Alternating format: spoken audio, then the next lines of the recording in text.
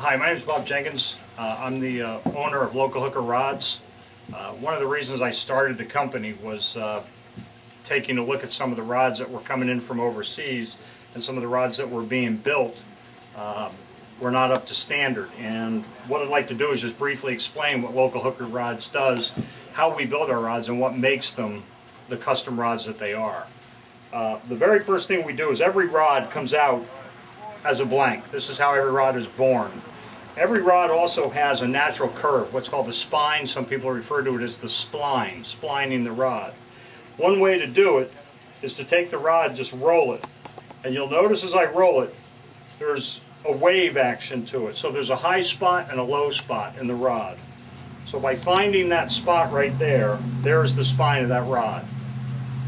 If I were to build a spinning rod, the guides would go on the inside along the parabolic curve here. And if I was building a bait casting rod, the guides would go on the outside. And why is that important?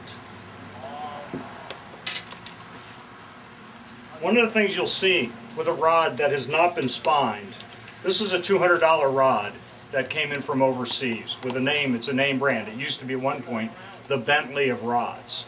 But what you'll see is as I start to put pressure on the tip, as I pull down, you'll see that the rod starts to twist over to the left there.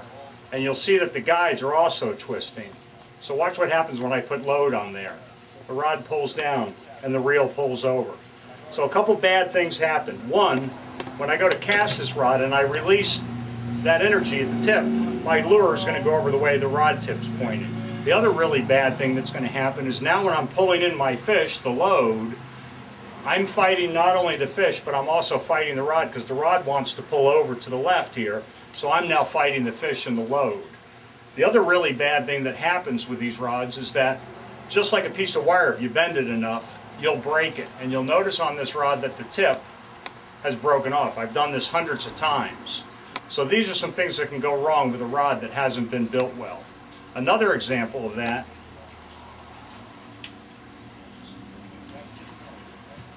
is this wire line rod. This rod broke, but you'll see what happens. As soon as I apply pressure to it, you'll see where the guides go. They just turn to the side.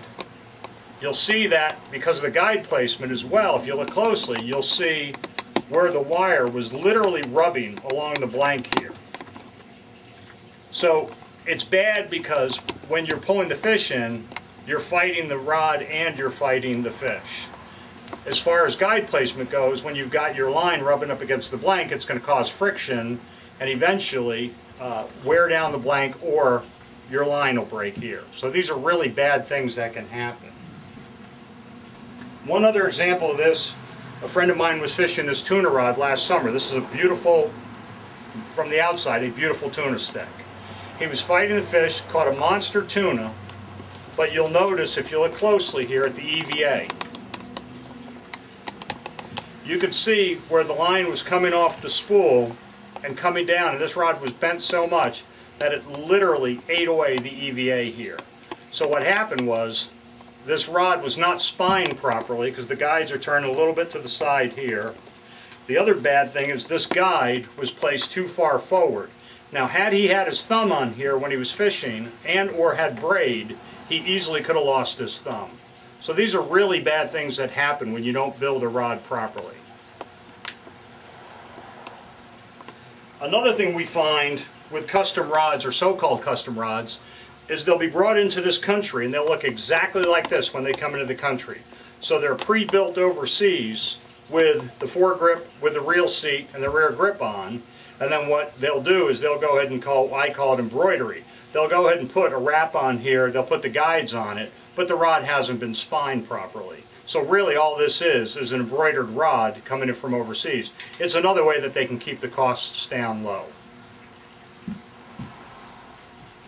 So what we do with Local Hooker rods is the first thing we do is we spine it. Then what we do is we put the tip on and do what's called a guide deflection test.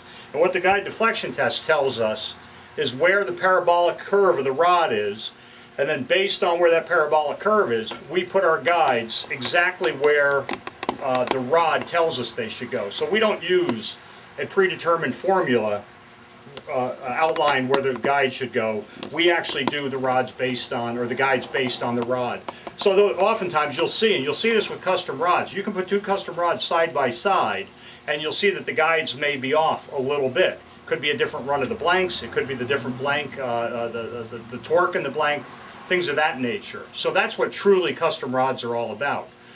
Another feature of our rods is that just like a horse, when you put a blanket on a horse's back and then you put the saddle on to protect the back, we underwrap each guide feet, or the guide feet. We underwrap once, so we put that blanket down, so to speak. Then we put the guide on, and then we double overwrap using a Gouda brod thread. Additionally, to protect the thread, we use a UV filtered epoxy. And the benefit of a UV filtered epoxy is that it protects the UV rays of the sun from breaking down both the epoxy and the thread. Not to be confused with UV setup, because there's a lot of epoxies that they use overseas that they'll put the UV epoxy on it, they put it under a UV lamp, and in 20 seconds it dries. That's fine, but what happens is we fish outside in the sun, and the more you're out in the sun, the more the UV rays of the sun are setting up and drying this, which is why you'll see rods crack and peel and turn yellow, and bad things can happen to them. So there's a lot of little things that go into building a rod well that take time and a little extra effort, but it's worth the extra effort. Now, all rods look pretty when they're on the shelf. They all look shiny, they're all beautiful, but it really, what I say to people is it's what's under the hood. Another really good example of that is reel seats. And what I have here is a host of rods.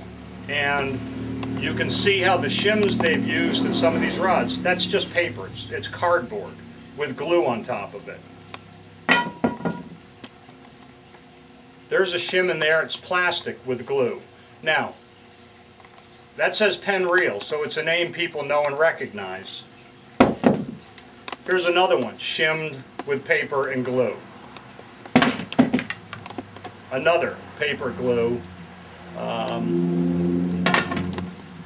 Here's another one, paper glue, and it says Fuji. So one of the things to keep in mind when people talk to me about what kind of components do you use, my attitude is name brand components are nice, but if you use name brand components and don't build it well, I say to people, I'd rather have medium components built well than great components built like garbage. All these reel seats fail. That's what happens. We fish on the water, it's wet, it's humid. When you've got paper, it's going to break down. It's planned obsolescence with a lot of these. So what we do is we take our reel seat and we shim them down below, and then we fill the reel seat up with epoxy. Put a little vent in there and fill it up with epoxy, push all the air out, and then the last thing we do is we spine the reel seat, or align the reel seat with the spined rod and the guides, and then let it set up. Once the reel seat's on, they'll never break loose. Quality of products go, people will say, well, it's got cork on it. And from a distance, that is cork. It looks like real cork. Pick it up in the shop, hold it, it looks like cork. Well, really what it is nothing more than EVA with cork veneer over it. And you can see where both of these have cork veneer over it. So again, I say it's what's under the hood that is what makes a quality product. So a lot of times you'll look at a rod and you'll pick one up and it'll be $129, and you'll look at a local hooker rod and it'll be $189. And there's a reason for it. The quality, the time, the craftsmanship that goes into a well-built custom rod is worth the extra money over what comes in from the imported rod. So in summary, just to run back through, every rod we build, we start off with the spine. So we do the spine, we spline it, we get the backbone, we put the tip on, and we do the guide deflection test based on where the rod tells us the guide should go. We do our underwrap, we do our double overwrap of each guide, we then do the UV filtered epoxy. On the reel seats, we fill the reel seats with epoxy. Every rod is hand built, custom built for you. Appreciate your time, and get bent soon.